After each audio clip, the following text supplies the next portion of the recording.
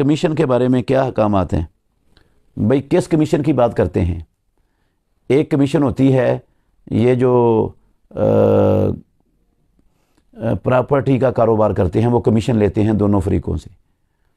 ایک کمیشن ہوتی ہے جو غلہ منڈی اور سبزی منڈی والے جو ہے نا وہ لیتے ہیں زمیندار سے اور گاہک سے آڑتی بن کر، تو دونوں کا حکم الگ الگ ہے۔